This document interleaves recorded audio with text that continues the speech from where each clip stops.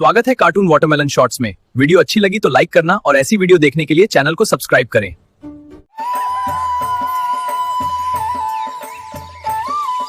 एक लड़का था आरव, पढ़ा लिखा, अच्छी खासी डिग्री थी, लेकिन किस्मत उसकी ऐसी रूठी कि कहीं नौकरी नहीं मिल रही थी।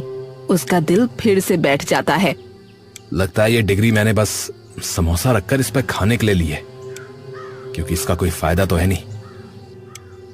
अरे ऐसा मत बोल बेटा, मिल जाएगी नौकरी। उसकी माँ उसे समझाने की कोशिश करती कि वक्त खराब है पर बीत जाएगा, मगर उसके भीतर की बात कोई नहीं समझ पाता था। वो अंदर से हर दिन थोड़ा और टूट रहा था। बेटा हार मत मान, एक दिन सब बदलेगा। माँ वो दिन आता क्यों नहीं है? मेरे मरने के बाद आएगा क्या? तुम कब तक लोगों के घरों में काम करके घर चलाओगी माँ? कोई नहीं बेटा, तू बस नौकरी ढूंढ, बाकी मैं हूं ना। हाँ, मेरी जिंदगी में दो ही तो लोग हैं माँ, एक आप और एक वो है। उसके अंधेरे भरे जीवन में उसकी माँ के अलावा एक ही रोशनी थी, सिया।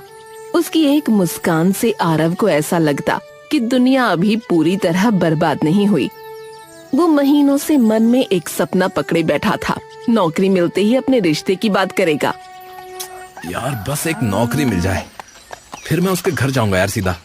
अरे नौकरी आ जाएगी यार, लड़की तुझे चाहती है, बस उसके बाप को साबित कर दे कि तू जम चुका है और क्या। लेकिन लड़की के पिता का फैसला पत्थर की तरह अडिग था। पहले जम जाओ फिर बात होगी। उधर घर की हालत बदतर होती जा रही थी। कर्ज ऐसे बढ़ रहा था जैसे कोई अदृश्य बेल उसके गले में लिपट रही हो। शायद भगवान अच्छी किस्मत में मेरा नाम लिखना ही भूल गए हैं। क्या करूं क्या करूं, कुछ समझ में नहीं आता है। कब तक ऐसे बैठा रहूंगा मैं? कुछ तो करना ही होगा, कुछ बड़ा। हालात खुद से नहीं बदलते। अगर मैंने कोई रास्ता नहीं खोजा तो सब कुछ फिसल कर खत्म हो जाएगा। घर की हालत दिन पर दिन ऐसे गिर रही थी जैसे कोई पुराना मकान बारिश में गल रहा हो। शांति जब घर के खर्चे का हिसाब किताब करने बैठी तो उसके हाथ कांपने लगे। अरब बेटा ये देख, इतने पैसे, हम कब तक ऐसे चलेंगे? कब तक उधार, कब तक इंतजार? माँ मैं कोशिश कर रहा हूँ माँ, मैं रोज 50 जगह जाता हूँ, पर क्या बेटा, पेट तो इंतजार नहीं करता। शांति रो पड़ी। आरव बस सर झुकाकर बैठा रहा। उसे लगा जैसे दुनिया उसके कंधों पर रखी है और पैर मिट्टी में धंसते जा रहे हैं।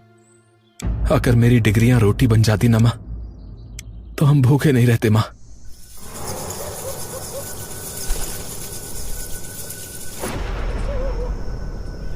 उस रात आरव करवटें बदलता रहा, पूरी रात सोचता रहा और फिर सुबह होने से पहले उसने एक फैसला कर लिया।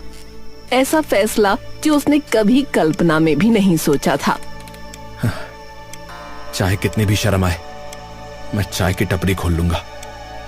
पैसा कमाना है अब, चाहे जैसे भी आए।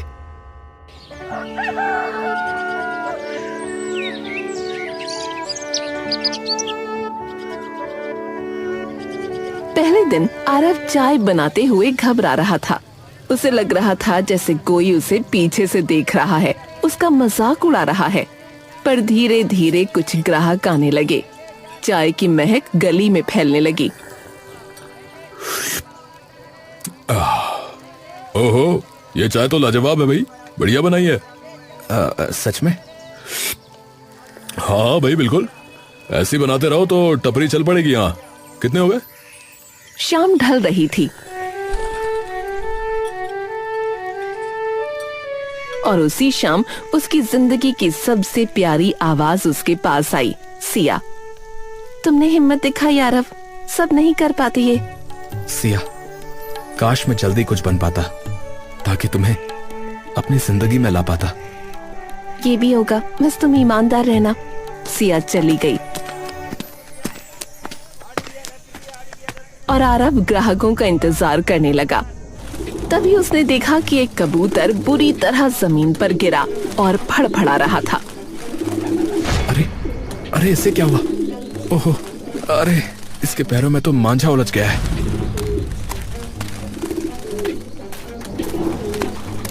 आरव ने फटाफट कबूतर को पकड़ा और उसे इस परेशानी से आजाद किया। कबूतर पंख फड़फड़ाता हुआ उड़ गया।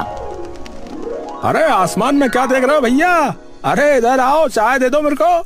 हाँ हाँ भैया, आता हूँ आता हूँ।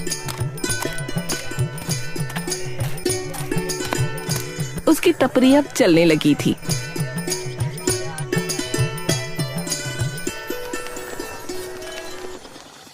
एक दिन उसने ठान लिया कि वो अब सिया का हाथ मांगने जाएगा।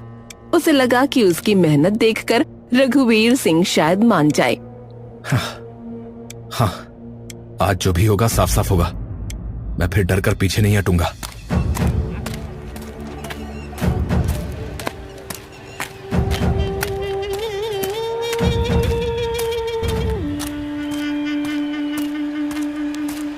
वो सिया के घर पहुंचा। दरवाजा खुला, सामने रघुवीर सिंह खड़े थे। नमस्ते अंकल। मैं वो आपसे। हमें पता है तुम किस लिए आए हो। अंकल मैं मेहनत करके चाय बेचते हो? क्या मेरी बेटी को टपरी पर बैठा कर रखोगे? दुनिया में 1000 लड़के हैं नौकरी वाले, कमाने वाले, और तुम चाय बेचने वाला बनकर रिश्ता मांगने आए हो। निकल जाओ यहां से सीधे। आरव ने कोई जवाब नहीं दिया और सर झुकाकर वापस चल पड़ा।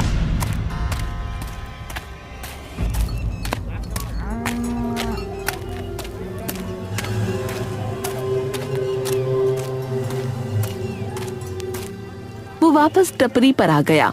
तभी सिया उसके पास आई।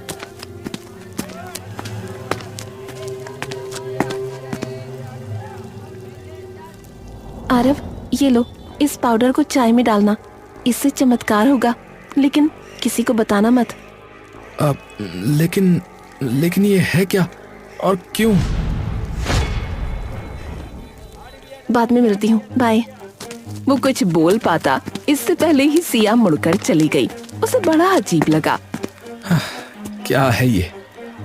खैर जो भी है, अगर सिया ने दिया है तो इस्तेमाल तो करना ही है। उसने चाय में पाउडर की एक चुटकी डाली। खुशबू में कोई बड़ा फर्क नहीं था, पर कुछ तो हुआ था। पहला ग्राहक आया, रिक्शा चालक, जो अक्सर उधार चाय पीकर चला जाता था। अरे भैया आरव, अरे एक कड़क चाय दे दो भैया। हाँ हाँ, अभी बनाता हूँ। उसने कप बढ़ाया।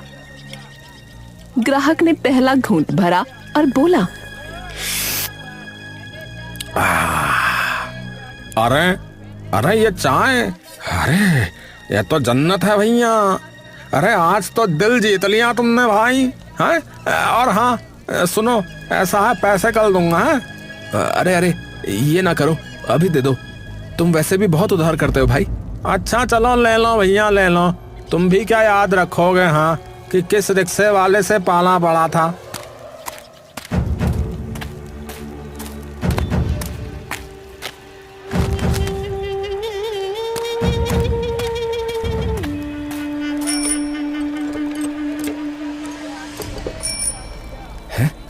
अरे आज तो बड़ी जल्दी मान गया ये। आरव हैरान था, लेकिन उसने इतना ध्यान नहीं दिया। फिर एक ग्राहक आया, फिर दूसरा, फिर तीसरा। हर कोई चाय पीकर जैसे उसके वश में आ जाता। सब उसकी हर बात मान रहे थे।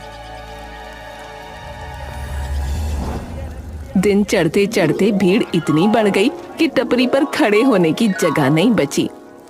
भाई क्या नुस्खा है तुम्हारे पास इतनी बढ़िया चाय बनाने का? है क्या सच में ये जादू है? आजमा कर देखता हूँ।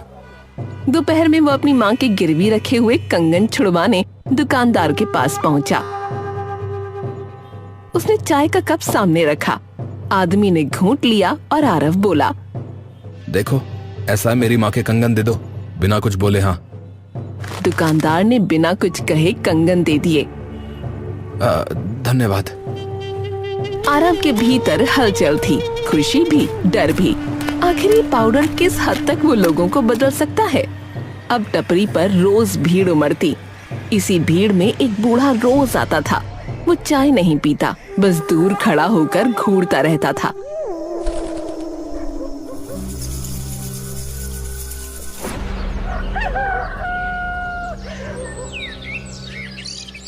एक दिन आरव बोला, अरे बाबा, रोज आते हो आप, चाय तो पीते नहीं, कुछ चाहिए क्या? अरे बेटा, जादू कभी मुफ्त नहीं आता, इसकी कीमत होती है, समझे? क्या मतलब? जिस दिन समझेगा उस दिन देर हो चुकी होगी।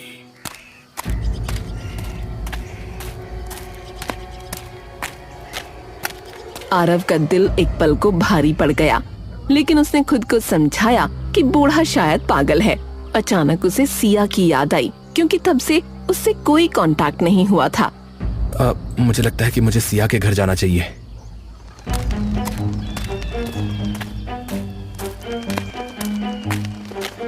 वो सिया के घर पहुंचा, लेकिन रघुवीर सिंह सामने मौजूद थे। क्यों आए हो? चाचा जी, मैं बस सिया से उसकी शादी तय हो गई है और आगे से यहाँ कदम मत रखना, समझ में आया? ये शब्द किसी हथौड़े की तरह उसके सीने पर पड़े। उसका दिल टूट गया। वो कुछ बोल ही नहीं पाया, सिर्फ सर झुकाए मुड़ गया। सब मिल रहा है, बस वो नहीं। पर क्यों? क्यों? अचानक उसके मन में एक विचार चमका। हाँ, अगर ये पाउडर किसी का नजरिया बदल सकता है तो रघुवीर सिंह का क्यों नहीं? मुझे बस मौका चाहिए, एक कप चाय और मेरी दुनिया बदल सकती है। कई दिन आरव मौका ढूंढता रहा। एक दिन शाम को आखिर किस्मत ने उसकी तरफ झुकना शुरू कर दिया। चौपाल पर रघुवीर बैठे थे। आसपास 2-3 किसान बातें कर रहे थे। आरव धीरे से उनके पास गया। अंकल, मेरे हाथ की चाय पीजिए एक बार। अरे मैंने मना किया था ना। अरे पीकर तो देखिए ना, पी के तो देखिए। अरे चल हट। अरे ले लो रघुवीर, लड़का इतना कह रहा है तो ले लो एक बार, मन रख लो उसका भी। ठीक है दे इधर। रघुवीर ने कप उठाया। आरव का दिल मानो उसकी पसलियों से बाहर निकलने को था। कैसी है अंकल? अजीब है, पर अच्छी है। अच्छा, तो इसी बात पर क्या मैं आपकी बेटी से शादी कर सकता हूँ? हाँ, क्यों नहीं। वो भी तुमसे प्यार करती है और तुम मुझसे, तो मुझे क्या दिक्कत होगी भाई? आरव के कानों को जैसे यकीन ही नहीं हुआ। वो पलकें झपकाता रहा। रघुवीर की आवाज कानों में किसी सपने की तरह गूंजती रही। क्या इतना आसान था? क्या जादू सच में इतना बड़ा है?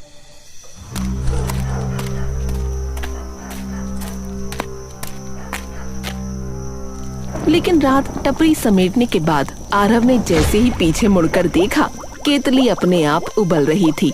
चूल्हा बुझा पड़ा था, फिर भी केतली में पानी कड़कड़ा कर उबल रहा था।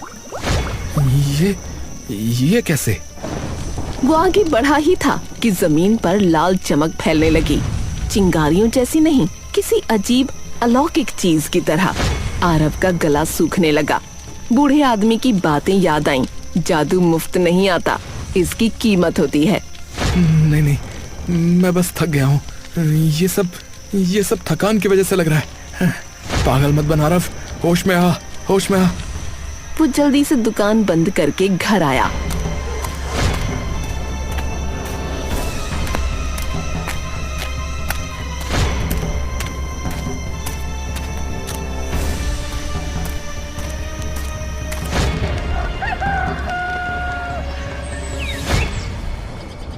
अगली सुबह वो पूरे उत्साह में सिया के घर गया। उसे लगा था कि आज वो पहले की तरह खुलकर उससे बात कर पाएगा। उसे सिया से पाउडर का छोटा रहस्य भी पूछना था। सिया, तुम्हारे पापा फाइनली हमारी शादी के लिए मान गए। देखो ना, मैं तो बहुत ही खुश हूँ। पर वो पाउडर जो तुमने दिया था, आखिर वो था क्या सिया? कौन सा पाउडर? अरे जो तुमने उस रात को दिया था डिब्बे में। अरे मैं तो कई दिनों से घर से बाहर ही नहीं निकली। मैं बीमार थी। उस दिन के बाद हम मिले ही कहाँ। आरव का दिल एक पल को जैसे थम सा गया। उसे लगा सिया झूठ बोल रही है, लेकिन उसकी आंखों में जो घबराहट थी वो झूठों की नहीं होती। सिया, तुमने क्या सच में मुझे वो पाउडर नहीं दिया? मैं कसम खाकर कहती हूँ, मैंने कोई डिब्बा नहीं दिया। मैंने तो किसी पाउडर के बारे में सुना तक नहीं। आरव सोच में पड़ गया, आखिर माजरा क्या है। तभी अचानक एक तेज सफेद रोशनी दोनों के सामने फटी। इतनी तेज कि आंखें बंद करनी पड़ी। उस रोशनी में से एक परी सामने आई। डरने की जरूरत नहीं आरव। हाँ, तुम कौन हो? तुम कौन हो? उस रात जो तुमसे मिली थी वो सिया नहीं, वो मैं थी। क्या? तुम्हारी प्रेम कहानी देखकर दुख हुआ था, इसलिए मैंने तुम्हें जादुई पाउडर दिया। पर क्यों? ऐसी परेशानियां तो लाखों लोगों के साथ होती हैं। क्योंकि तुमने मेरी मदद की थी। मैंने मदद की? मैंने कब मदद की भाई? कुछ दिन पहले तुमने एक कबूतर को बचाया था, वो मैं ही थी। हैं? क्या? हाँ, और इसीलिए मैंने तुम्हें ये जादू दिया। लेकिन याद रखना, जादू का इस्तेमाल कभी लालच के लिए मत करना। नहीं, मैं ऐसा कभी नहीं करूंगा। और आपका बहुत बहुत धन्यवाद। पर मुझे लाल चमक नजर आई थी कल, वो क्या है? हर बार जब तुम किसी को ये चाय पिलाकर उसकी मर्जी बदलते हो, तब तुम्हारी अपनी किस्मत का एक टुकड़ा कम हो जाता है। किस्मत का टुकड़ा? हाँ, इसी वजह से लाल चमक दिखाई देने लगी, केतली खुद उबलने लगी, साए दिखने लगे। जादू कहीं से नहीं आता आरव, इसकी कीमत हमेशा किसी की किस्मत से चुकाई जाती है। वो कहावत सुनी है ना तुमने कि इस दुनिया में कुछ भी मुफ्त नहीं है। आरव सब समझ गया था, लेकिन अब लालच अपनी जड़ें उसके दिल में जमा चुका था। उसके भीतर एक अजीब सा नशा पल रहा था, सब कुछ पा लेने का नशा। अच्छा हुआ आपने मुझे ये सब बता दिया। मैं आपका बहुत आभारी हूँ। मैं भी, क्योंकि आपने हमें मिला दिया। चलिए इसी बात पर चाय हो जाए।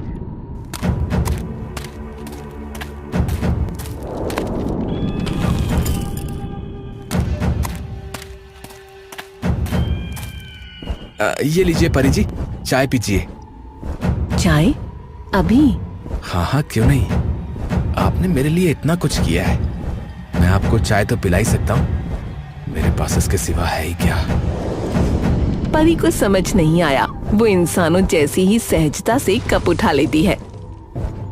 उसने विश्वास कर लिया था कि आरव एक अच्छा और सच्चा इंसान है। उसने घूंट लिया और अगले ही पल इस पाउडर का असर उस पर भी हो गया। और फिर आरव बोला, अपनी सारी शक्तियां मुझे दे दो। ये तुम क्या कह रहे हो आरव? चुप रहो तुम, बस जो कहा करो अभी। परी का चेहरा सख्त हो गया। वो कोशिश करती है विरोध करने की, लेकिन कर नहीं पाती। उसके पंखों से एक रोशनी निकली और आरव की छाती में समा गई। परी जमीन पर गिर पड़ी। सिया ये सब देखकर जैसे पत्थर की मूर्ति बन गई। आरव, तुमने ये क्या कर दिया? तुम्हारे पास जो भी था मेहनत से था, फिर ये लालच क्यों? अरे जब सब मिल सकता है तो थोड़ा क्यों लेना सिया, पूरा लेना सीखो। सिया समझ गई, ये आरव वो आरव नहीं रहा जिस पर वो दिल से भरोसा करती थी। तुम्हारे पास माँ थी, मैं थी, तुम्हारी मेहनत थी, फिर भी तुम और चाहते रहे। तुम्हें क्या कमी है? इसकी कमी थी और बहुत कुछ कर सकता हूँ। चलो अच्छा ही है, अब तुम्हें कोई नुकसान नहीं पहुँचाएगा। वही तो। चलो अच्छा हुआ तुम समझ गई। तो ठीक है, फिर मैं कल आऊंगा, बारात लेकर तैयार रहना। अच्छा जी।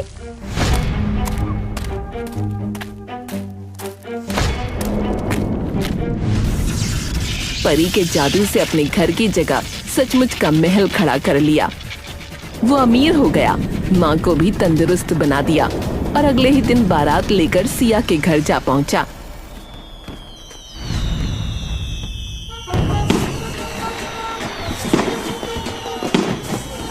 हाय हाय पीछे बाराती, आगे बैंड बाजा। हाय हाय आए दुल्हे राजा, गोरी खोल दरवाजा। हाय हाय। तुम आ गए, आखिर ये दिन आ ही गया।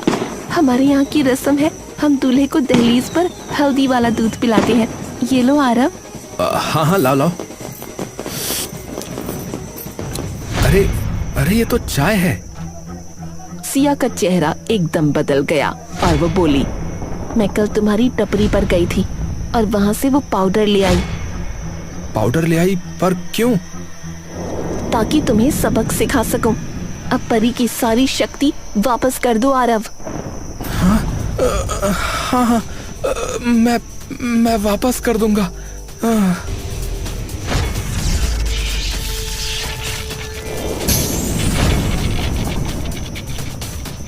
जादू का गलत इस्तेमाल करने की सजा बहुत बड़ी होती है आरव। ये तुमने क्या किया सिया? ये तुमने क्या किया? मुझे धोखा दिया। परी ने छड़ी घुमाई और अगले ही पल आरव की पूरी दुनिया टूटकर गिर गई। महल गायब हो गया, अमीरी छिन गई, टपरी सूनी हो गई और दुकानदार कंगन लेने आ पहुंचा। अरे, बिना पैसे के कंगन कैसे ले गया तू? वापस कर। वो घर पर है, घर चले जाओ। मुझे माफ कर दो। हाँ, जरूर जाऊंगा, और अगर नहीं मिले तो जेल कराऊंगा तुझे, समझ लेना। मुझे लगने लगा था कि मेरे पापा गलत हैं, पर शायद वो सही थे। तुम लायक नहीं थे आरव, ना मेरे ना खुद के। अरे मुझे माफ कर दो सिया, मुझे माफ कर दो। मैंने बहुत बड़ी गलती कर दी, सच में। अरे, तू यहाँ क्या कर रहा है बे? निकल यहाँ से। जाने क्या नशा दिया था तूने मुझे, हैं? जो मैंने हाँ कर दी तुझ जैसे भिखारी को। अरे मेरी बात तो सुनिए। अरे, अपनी ये बारात लेकर चला जा यहाँ से, वरना पुलिस बुलाऊंगा, समझ गया? चले जाओ आरव। आरव की माँ कुछ न बोल सकी और खड़ी तमाशा देखती रही। अचानक वो छाती पकड़कर गिर पड़ी। माँ। गरीबी में जीना मुश्किल है, लेकिन ऐसी बेइज्जती और बदनामी के बाद नामुमकिन। तूने बहुत गलत किया बेटा। माँ, नहीं माँ, नहीं, मेरी बात सुनो माँ। शांति के प्राण पखेरु उड़ चुके थे और आरव पूरी तरह टूट चुका था। माँ। हे भगवान, मैंने लालच क्यों किया? मैंने लालच क्यों किया? सवाल हवा में तैरता रहा, लेकिन उसका जवाब अब किसी के पास नहीं था। जादू ने उसे सब दिया और उसी जादू ने सब छीन लिया, लेकिन अब उसके पास पछताने के सिवा और कुछ नहीं था।